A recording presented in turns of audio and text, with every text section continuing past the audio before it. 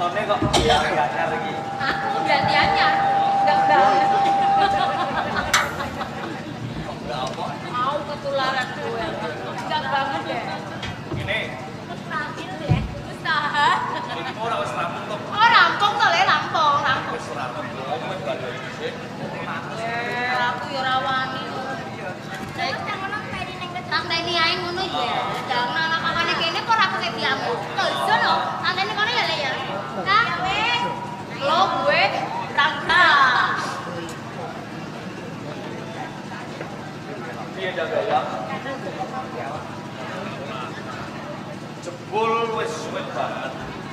Tani aku mau. Mergo tak krungokke sapa kae sepatu kae. Lakone karo rasan karo aku. Yen ngono aku aku iki. Yen tekanku ning papan kene iki rada mangan. Adiga ya. Nanging yen aku janji mesti wae bakal tak mergo tresnaku karo kowe banget aku bakal ngekake isi-isine ngati karo kowe ning gone sidang iki aku percaya melawan sampeyan santan sampeyan tidak tetap jadi jangan aku iki duwe wong lanang yen aku kondo bakal Dewa Terata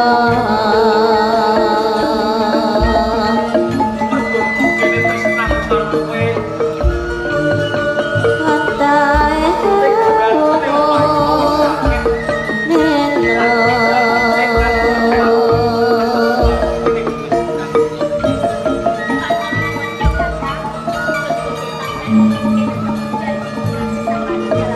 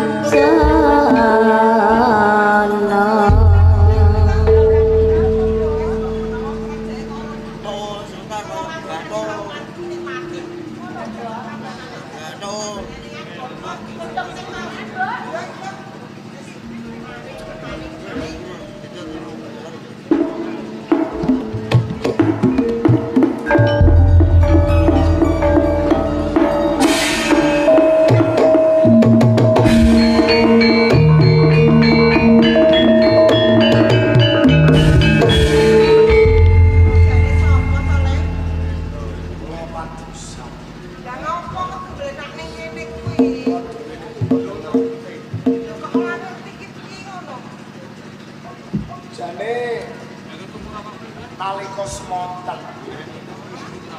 kula niku tak ngomong kali dene kula elingaken gede ingkang tumindak lan pakatipun alisih saged ning merga kula niku boten ingkang karya lan gawe malah ngakon dadi iki mau semaput ning kene carane yo mung nggih ayo jujurne kok ketemu aku Mantra ketemu aku ngrakon ketemu kene terus arep ngrakon. Saderenge kula niku tau nelakake matur kali sampean. Mergo kula sampean nulungi. Ya wong pantene tulung pinulung lakone bisa. Sinten? Ya anakku. Dokter kan jenengmu? Sopo? Aku Endang Gayam Kakang Patisan. Endang Gayam. Jenengmu Endang Gayam. So. Hampir ke, Bu. Menawa kelole. Ya iya no. Apa kowe ngrasa nesu? Panjene boten selak. Kula nuwe jalaran sampun pinten-pinten. Kula niku semakmur. Ngono eling. Mati pirang-pirang ke. Enak ngono ya mapan kurang ayo no mah dhisik wae. Sampeyan hampir keteng ngene Mas.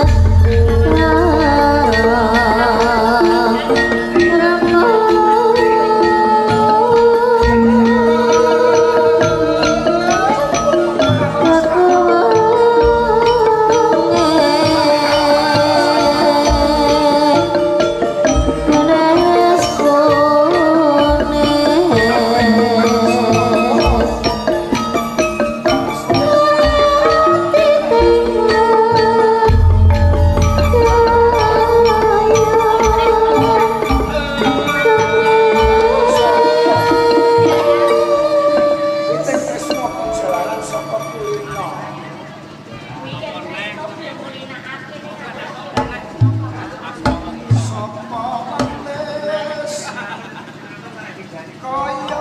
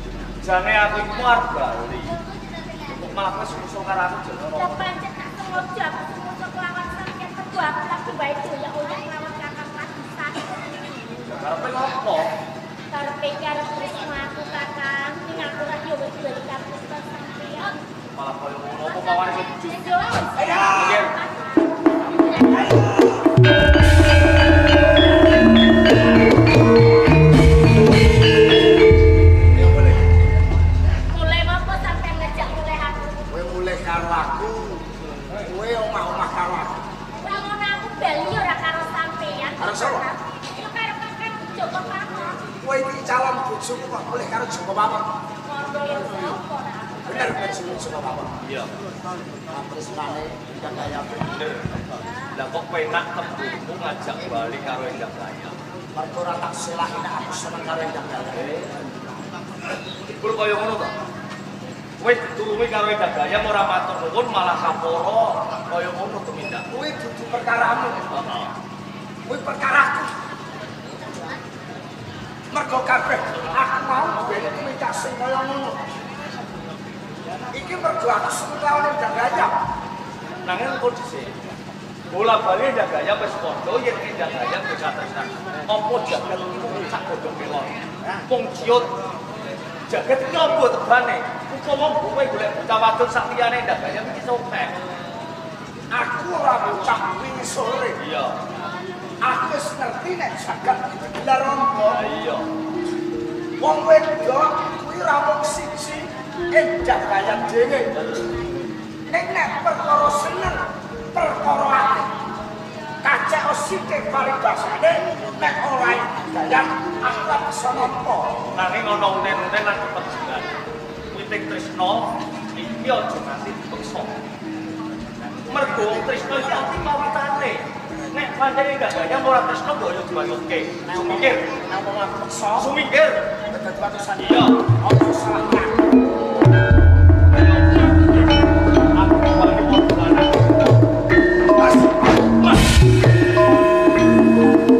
Saji sesana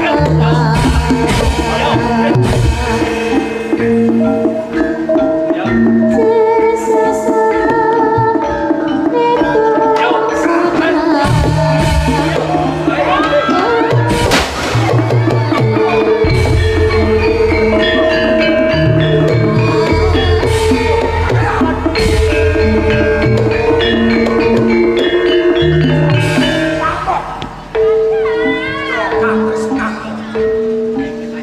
Wes ora iso bedani karo kowe. Saiki wong karo kowe kaya wes gelem ora. Ojo meneh wong pamon karo besare. Wong tuamu bae. Dayap waton dadi sangan. Dakala singirane. Ora. Kaya.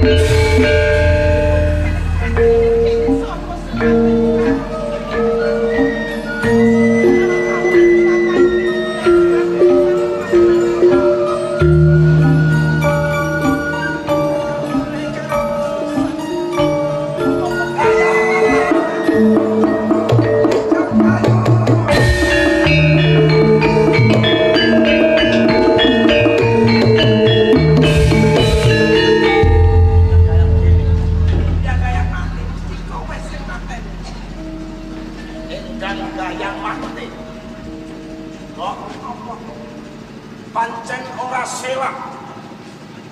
Nalika semono aku seneng lawan Endang Gayam. Nganti Endang Gayam tak tembung napik marang katresnanku. Jaluk tulung lawan Joko Pamon. Dadi ora mung Endang Gayam sing dadi korban. Tenane Joko Pamon uga mati saka tangan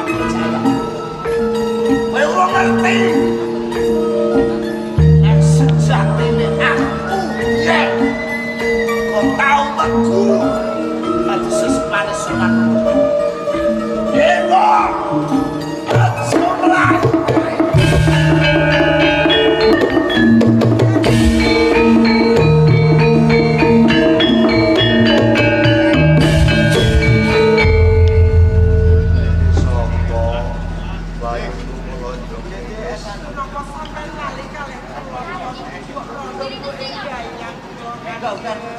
Gaya. Ya udah. Dan apa? Tidak mau. Sedene iku sakit banget pisan. Anak kula kali tresnane pamotan gayam mati saking padusan. Batani bagusan.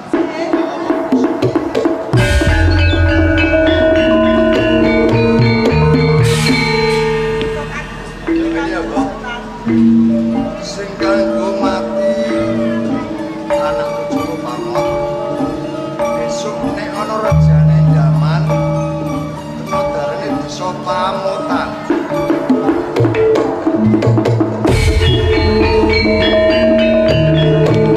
Ini sing go mati gayam. Besok nek ana rejane jaman katelo bisa gayam.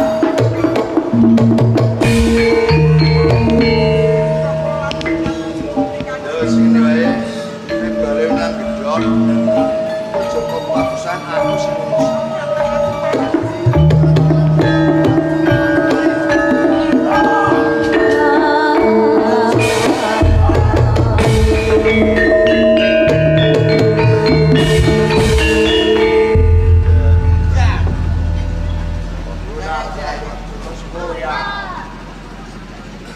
Patusan. Enten apa?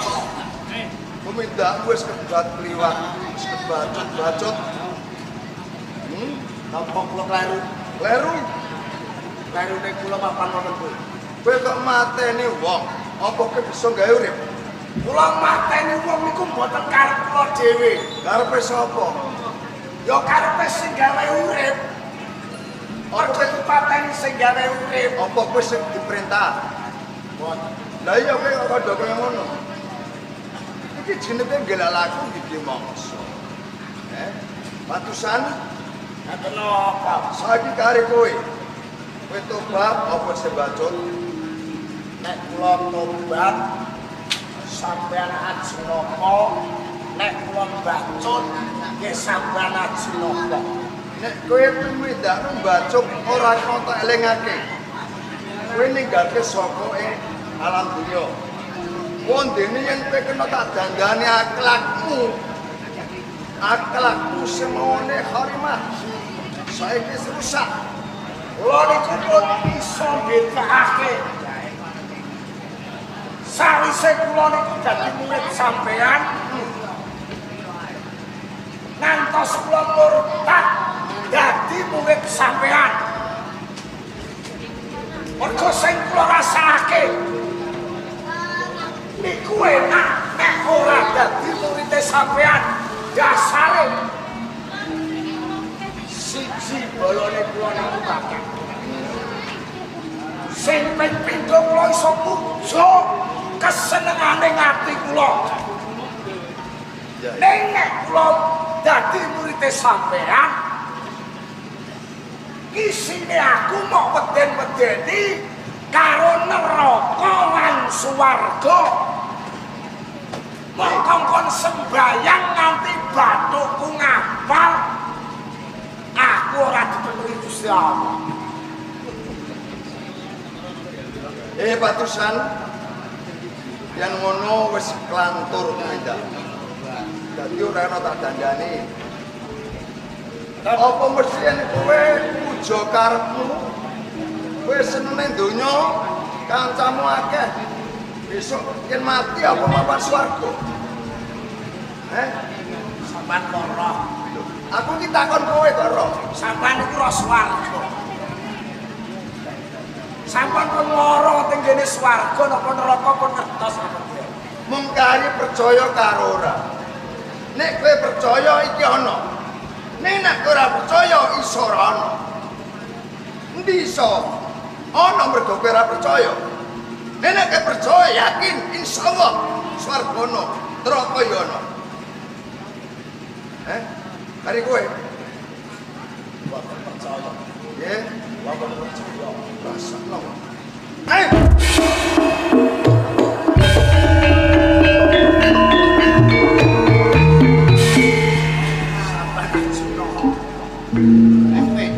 Perkara bal mawon sampeyan sabete. Rumah saya terus kula wedi ngene.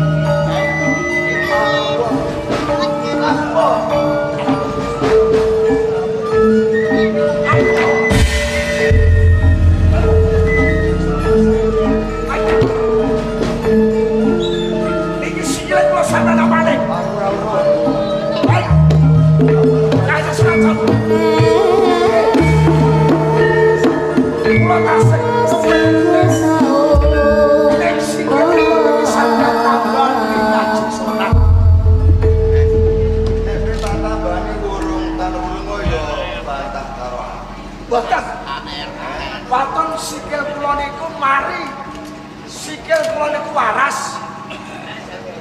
Kula kepengin dandani urip kula kepengin mertobat Kanjeng Sunan.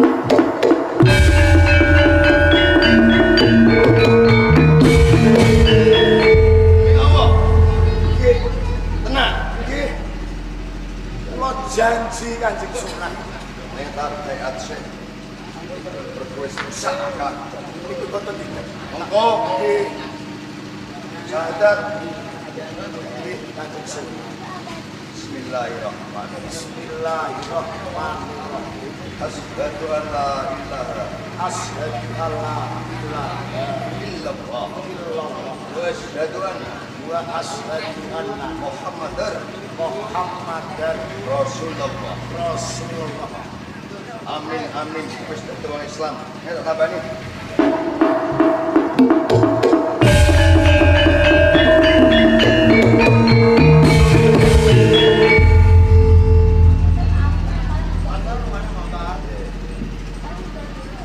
Boten nyono babar pisan nggih Kanjeng Sunan. Lho surbane jenengan kok mandine mboten karo-karo. Ora mati semanti ki Allah. Ning kula niku ngrasakake dhewe nek sikil kula sampeyan tamani sorban niku kaya-kaya niku pun mboten enten tenagane. Lemes rasane dipun kula. Kekuatan ku ya saka Allah. Nggih, Kanjeng Sunan pancen kula pun rumangsane. Sawise kula dadi santri murtad. Kula nilarake ajar-ajaranipun Kanjeng Sunan. Sapunika kula boten badhe ngambali tumindak kula Kanjeng Sunan. Wis nyai. Dan ku nebus dan kesekake akhlakmu kan atimu kan kotor kuwi ben resik. Kuwi poso Senin Kamis. Ya loh. Dah nglakoni poso Senin kalih Kamis. Ya. Kula manut Kanjeng Kono Sunan. bali nang bunang. Sampun Aku tak pedhot datang elok. Assalamualaikum.